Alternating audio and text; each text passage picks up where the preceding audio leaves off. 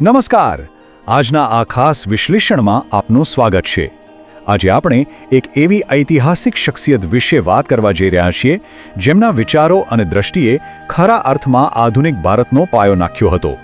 તો ચાલો કોઈ પણ વિલંબ વિના આપણે ભારતના પ્રથમ વડાપ્રધાન જવાહરલાલ નહેરુના જીવન, તેમના સંઘર્ષ અને દેશના ઘડતરમાં તેમના અદ્ભુત યોગદાનની સફર પર જઈએ. તમને ખબર છે, ઇતિહાસમાં કેટલીક તારીખો એવી હોય છે જેને ભૂલવી અશક્ય છે.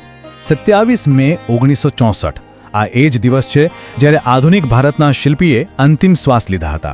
તેમની પુણ્યતિથિ માત્ર કેલેન્ડરની એક તારીખ નથી, પરંતુ એક એવા નેતાના બલિદાન અને યોગદાનને યાદ કરવાની એક અત્યંત ભાવનાત્મક ક્ષણ છે જેમણે પોતાનું સર્વસ્વ દેશને સમર્પિત કરી દીધું. આજે આપણે એ સમજવાનો પ્રયાસ કરીશું કે શા માટે આટલા દાયકાઓ પછી પણ આખો દેશ તેમને આટલા આદરથી યાદ કરે છે. તો સૌથી પહેલા વાત કરીએ આ દૂરંદેશી નેતાના પરિચયની. અને તેની શરૂઆત તેમના બાળપણ અને શિક્ષણથી કરવી જ પડે.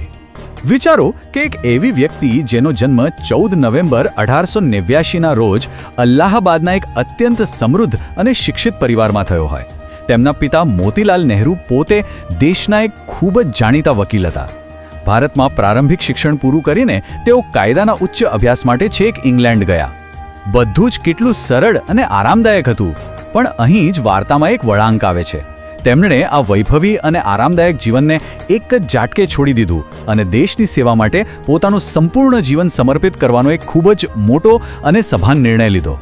હવે જોઈએ સ્વાતંત્ર્ય સંગ્રામમાં તેમની ભૂમિકા.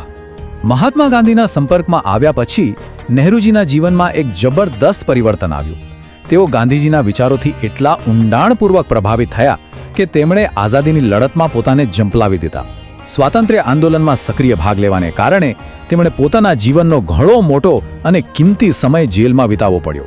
પરંતુ કમાલની વાત એ છે કે જેલની એક કાળમીંડ દિવાલો પણ તેમના જુસ્સાને જરાય તોડી શકી નહીં.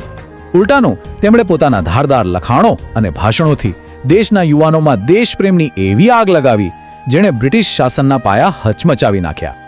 આગળ વધીએ અને વાત કરીએ ભારતના પ્રથમ વડાપ્રધાન તરીકેની તેમની સફરની. આખરે એ સોનેરી દિવસ આવી જ ગયો. 15 ઓગસ્ટ 1947 ભારત આઝાદ થયું અને જવાહરલાલ નહેરુએ દેશના પ્રથમ વડાપ્રધાન તરીકે શપથ લીધા. પણ સાચું કહું ને તો આ કોઈ સામાન્ય હોદ્દો નહોતો. તે સમયે દેશ અત્યંત ગરીબી, અશિક્ષા અને વિભાજનની ભયંકર પીડામાંથી પસાર થઈ રહ્યો હતો.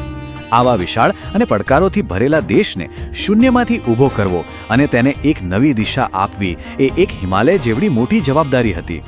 આ પડકારને પહોંચી વળવા તેમણે શું કર્યું? તેમણે ધ્યાન કેન્દ્રિત કર્યું શિક્ષણ, વિજ્ઞાન અને ઉદ્યોગ પર.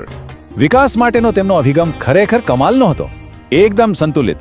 એક તરફ તેઓ જાણતા હતા કે દેશની અર્થવ્યવસ્થાને બેઠી કરવા માટે મોટા કારખાના અને સ્ટીલ પ્લાન્ટ્સની જરૂર છે, એટલે તેમણે ભારે ઔદ્યોગિકીકરણ પર ભાર મૂક્યો.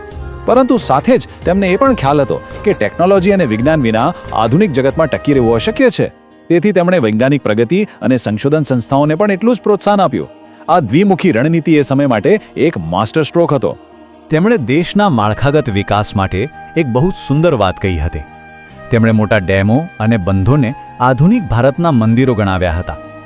ભાખરા નાંગલ ડેમ જેવા જે વિશાળ પ્રોજેક્ટ્સ તેમના સમયમાં બન્યા તે માત્ર ઈંટ અને સિમેન્ટના માળખા નહોતા.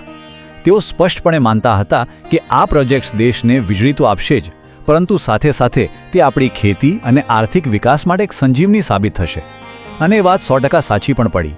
હવે આટલા મોટા ઔદ્યોગિક અને વૈજ્ઞાનિક વિકાસ માટે સૌથી વધુ જરૂર કોની પડે? અલબત્ત તેજસ્વી મગજની. એટલે જ તેમણે ઉચ્ચ શિક્ષણને પોતાની સર્વોચ્ચ પ્રાથમિકતા બનાવી. આજે આપણે જોઈએ છીએ કે આખી દુનિયામાં ભારતીય એન્જિનિયરો અને વૈજ્ઞાનિકોનો ડંકો વાગે છે, ખરું ને? તો તમને જણાવી દઉં કે તેનું મૂળ આ જ સમયગાળામાં છે. વર્ષ 1951માં ખડગપુરમાં દેશની સૌપ્રથમ ઇન્ડિયન ઇન્સ્ટિટ્યૂટ ઓફ ટેકનોલોજી એટલે કે IITની સ્થાપના કરીને તેમણે આધુનિક ભારતના જ્ઞાનનો મજબૂત પાયો નાખ્યો. આ તો થઈ તેમના રાજકીય અને વહીવટી કામોની વાત.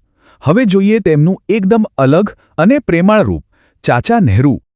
આપણે સૌ જાણીએ છીએ કે 14 નવેમ્બર એટલે બાળ દિવસ. પણ આ દિવસ તેમના જન્મદિવસ તરીકે શા માટે ઉજવાય છે? કારણ કે તેમને બાળકો પ્રત્યે અઢળક અખંબ પ્રેમ હતો. તેઓ દ્રઢપણે માનતા હતા કે બાળકો જ આ દેશનો સાચો પાયો અને ભવિષ્ય છે. આ નિખાલસ પ્રેમ અને વિશ્વાસને કારણે જ આખા દેશના બાળકો તેમને વહાલથી ચાચા નહેરુ કહીને બોલાવતા હતા. બાળકો પ્રત્યેનો તેમનો આ લગાવ માત્ર એક લાગણી નહોતી, તે તેમની રાષ્ટ્ર નિર્માણની નીતિનો જ એક મુખ્ય હિસ્સો હતો. તેમનું સ્પષ્ટ માનવું હતું કે બાળકો દેશનો ભવિષ્ય છે અને તેમને યોગ્ય શિક્ષણ આપવું એ જ પ્રગતિનો સાચો માર્ગ છે.